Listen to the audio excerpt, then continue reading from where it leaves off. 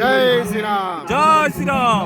এই পাথর দিয়ে বানর সেনা অ্যাকচুয়ালি রাম সেতু তৈরি করেছিল, তাই তো? একদম একদম। তো আমরা আছি অ্যাকচুয়ালি বন্ধুগুলা পশ্চিম চাপানি ঢাসি চৌপতি পার করার পরে অ্যাকচুয়ালি রাম মন্দিরের আজকে শিলান্যাস বা ভূমি পূজন হবে আর কি।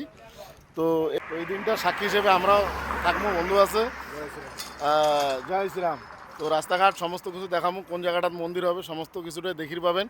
অ্যাকচুয়ালি এই সাইডে বাইক নিয়ে যাওয়া দিবা যাচ্ছে না, প্রচুর বাইকের হওয়ার কারণে নো এন্ট্রি আছে।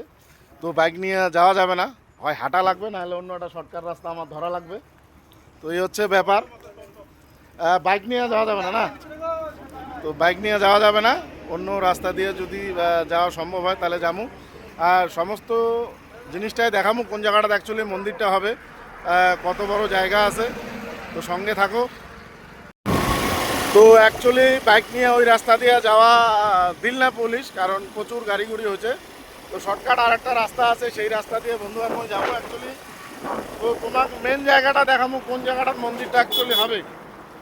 তো আমরা একটা শর্টকাট রাস্তা অ্যাকচুয়ালি ধরলাম কাশী নদীর কিনার দিয়ে, এটা একটা শর্টকাট রাস্তা। তো রাস্তাটা জানা নাই মোর, তো বন্ধু রাস্তাটা জানে আর কি। তো এই রাস্তা দিয়েও ওই জায়গাটা যাওয়া যাবে, যে জায়গার মন্দিরটা হবে সেই জায়গা যাওয়া যাবে। আছি যেই জায়গাটাতে রাম মন্দির হবে সেই জায়গাটাতে আছি।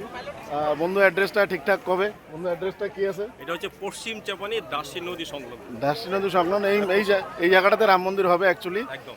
বাংলার বুকে 101 ফুটের একটা রাম মন্দির হবে। একদম।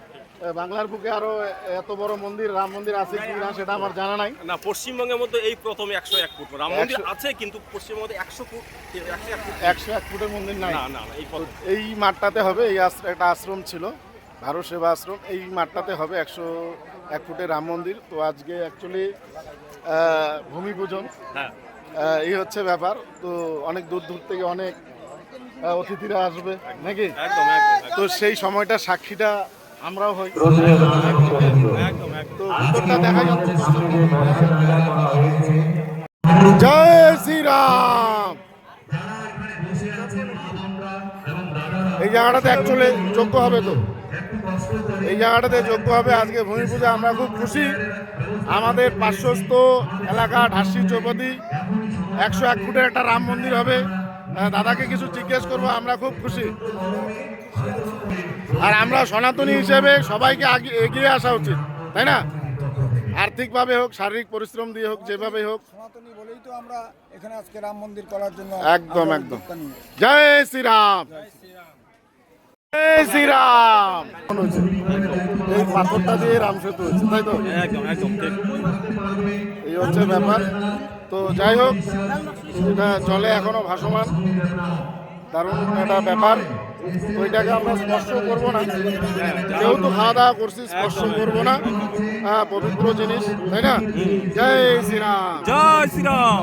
এই পাথর দিয়ে বানর সেনা অ্যাকচুয়ালি রাম সেতু তৈরি করেছিল, তাই তো? একদম একদম ঠিক ঠিক একদম।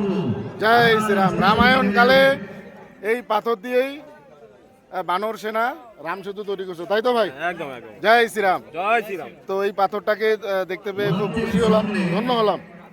ঠিক আছে, স্পর্শ করবো না, না করাই উচিত।